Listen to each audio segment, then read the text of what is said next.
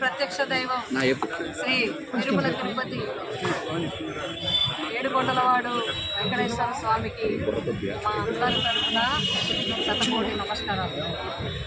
మన అందరికీ తెలుసు, సుమారు దగ్గర ఒక వారం రోజుల నుంచి రాష్ట్రంలో అత్యంత దారుణమైన ఆరోపణలతో, అసత్య ప్రచారాలతో ప్రజల్లో మత విద్వేషాలు రెచ్చగొట్టడానికి, రాజకీయపరమైన అంశాలతో కలియుగ ప్రత్యక్ష దైవమైన శ్రీ వెంకటేశ్వర స్వామి యొక్క లడ్డూ ప్రసాదం మీద మరి తిరుమల తిరుపతి దేవస్థానం ఈవో గారు చెప్పినప్పటికీ, రిపోర్టులు చెప్పినప్పటికీ కూడా కాదని, మరి దాంట్లో ఏదో కల్తీ జరిగినట్టుగా, ఆ ప్రసాదం ప్రజలు తిన్నట్టుగా దుష్ప్రచారం అనేది జరుగుతూ ఉంది.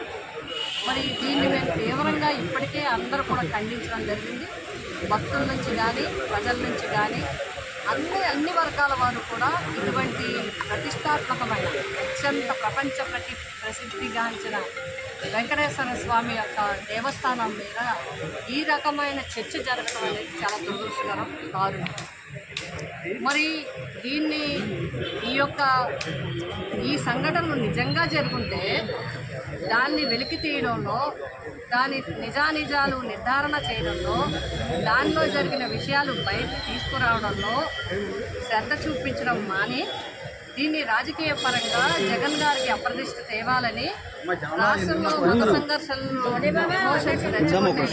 పరిస్థితులు నడుస్తాయి.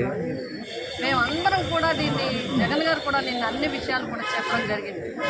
సాక్షాత్తు టీటీడీ ఈవో గారే ఎక్కడా కూడా పూర్తిగా ఇందులో జంతువులకు సంబంధించిన విషయాలు జరిగినట్టు కానీ, లేదా కల్తీ నెయ్యికి సంబంధించిన ఆ నెయ్యిని వాడినట్టు కానీ ఆయన ఎక్కడ కూడా ఓరల్గా చెప్పలేదు, రిపోర్ట్లు కూడా ఇవ్వలేదు. అయినప్పటికీ కూడా నెయ్యిలో కల్తీ జరిగిందనే మీమాంస పెట్టి దాని ద్వారా ప్రసాదానికి అంటగట్టి ఈరోజు ప్రజల్లో ఎమోషన్స్ రెచ్చగొట్టాలని చూడటం ఈ రాష్ట్రానికి దురదృష్టకరం. మరి ప్రభుత్వము, కూటమి ప్రభుత్వం, ఎందుకంటే కేంద్ర ప్రభుత్వానికి కూడా పూర్తి బాధ్యత ఉంది.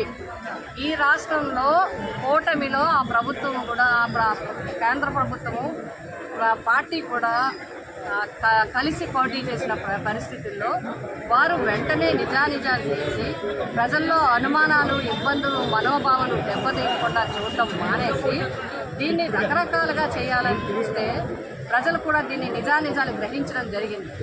ఇది గ్రహించిన తర్వాత జగన్ గారు మరి వారు వెంకటేశ్వర స్వామిని దర్శించుకోవడానికి వెళ్ళాలి అనుకుని నిర్ణయించుకుంటే దాన్ని డిక్లరేషన్ పేరిట తప్పుదో పట్టించడానికి, మళ్ళీ వేరే ఎమోషన్స్ రెచ్చగొట్టడానికి ప్రయత్నించడం జరిగింది.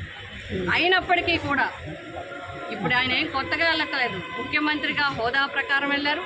ముఖ్యమంత్రి కాకుండా ఆయన రాజకీయ జీవితంలోనే మనుపోయిన మరి పాదయాత్ర సందర్భంగా పాదయాత్ర ప్రారంభించేటప్పుడు వెళ్ళారు. పాదయాత్ర పూర్తి చేసుకున్న తర్వాత కాలినడకన తిరుపతి వెళ్ళి స్వామివారి దర్శించుకుని ఆశీస్సులు పొందారు. అటువంటి వ్యక్తి మళ్ళీ ఇంకొకసారి డిక్లరేషన్ ఇమ్మనేది కేవలం రాజకీయంగా ఒక చర్చ లేపడానికి, ఒక అంశాన్ని లేవనెత్తడానికి, జగన్ గారి పేరుతో ఎమోషన్స్ రెచ్చగొట్టడానికి ప్రయత్నించారు. ఒకవేళ డిక్లరేషన్ ఇస్తారా లేదా అనేది తర్వాత చదివి టీటీడీ అధికారులు చూసుకుంటారు. మీరు జగన్ గారి దర్శనానికి వెళ్తేనే దేవుని దర్శనానికి కూడా పర్మిషన్స్ తీసుకోవాలని ఎవరు చెప్తారు? మనది లౌకిక రాజ్యం. బాబాసాహెబ్ అంబేద్కర్ గారు అన్ని మతాలు సమానంగా చూడాలి, అందరూ కూడా సమానం, మన లౌకికపరమైన రాజ్యం అని చెప్పి రాజ్యాంగ పీఠికలోనే వారు రాసినప్పుడు బాబాసాహెబ్ అంబేద్కర్ గారిని లెక్క చేయరు, రాజ్యాంగాన్ని కూడా లెక్క చేయకుండా జగన్ గారి మీద కోపంతో, జగన్ గారి మీద అక్కసుతో, జగన్ గారికి చెడ్డ పేరు తేవాలని ఈ విధమైన కార్యక్రమాలకి పాల్పడడం నిజంగా దారుణం.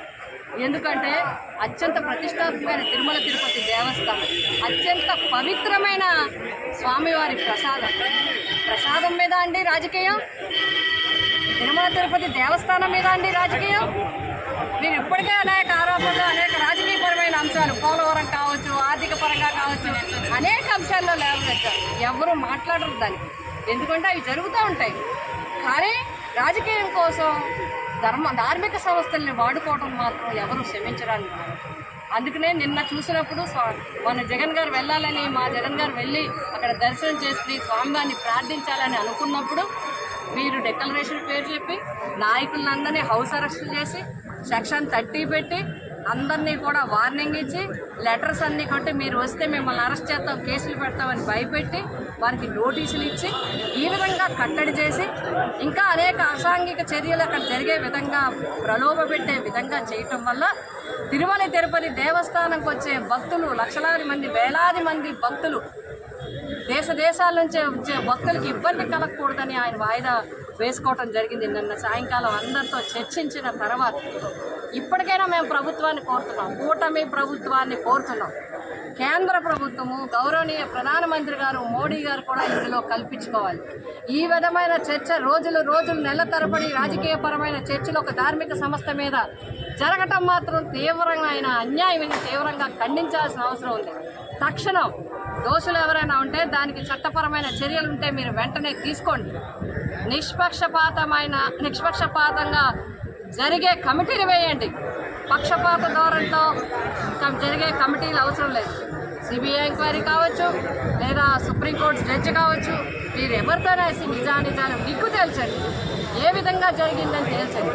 నెయ్యిలో అనుమానాస్పదమైన పామాయిల్ సంబంధించిన, వెజిటబుల్ సంబంధించిన అంశాలు ఉన్నాయేమో అని ఇంకా ఉన్నాయని కూడా డిక్లేర్ చేయకుండా 3 ల్యాబ్ రిపోర్ట్లు ఇస్తే ఎలా చెప్తారు? మీరు అందులో జంతువులు కలిసాయి, అవి కలిసాయి, ఈ కలిసాయి.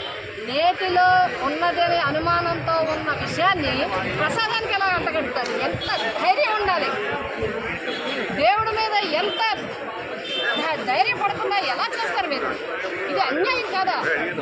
భక్తుల మనోభావాలతో ఆటలాడుకుంటారా? మీరు దేవుడితో ఆటలాడుకుంటారా? దేవుడితో రాజకీయం చేస్తారా? ఇది చాలా అన్యాయం.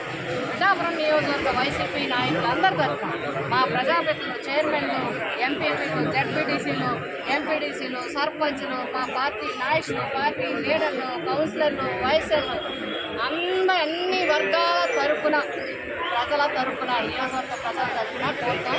అందుకే శ్రీ పిఠాపురం పట్టణంలో పద్మావతి సమేత శ్రీ వెంకటేశ్వర స్వామి వారి దేవాలయానికి వచ్చి స్వామివారిని ప్రార్థించడం జరిగింది. స్వామి నిగ్గు తేల్చండి, నిజాలు తేల్చండి. తప్పు చేసేవారికి బుద్ధి చెప్పండి, తప్పు చేసేవారి బుద్ధిని సన్మార్గంలో నడిచే విధంగా చేయండి. ఈ ప్రసాదంలో వస్తున్న అసత్య ఆరోపణలన్నింటినీ కూడా వెంటనే తక్షణం వాటిని నిలుపల చేయాలి అని స్వామివారికి మేము కోరుకోవడం జరిగింది. తప్పకుండా దీనిలో విషయాలు అన్నీ కూడా తేలాలి, నిగ్గు తేలాలి, నిజాలు తేలాలి, అసలు విషయాలు తెలియాలి. ఇంకా ఇక్కడితో ఇన్ని రోజుల నుంచి జరుగుతున్న ఈ విషయం కేంద్ర రాష్ట్ర ప్రభుత్వాలు ఆలోచించి ఈ విషయాన్ని ఇక్కడితో ఆఫ్ చేసి నిజాలు చేసే పనిలో పడితే బాగుంటుందనేది మా ఉద్దేశం. అలా చేయాలని చెప్పి పిఠాపురం నియోజకవర్గ ప్రజలందరి తరఫున కోరుతున్నాం.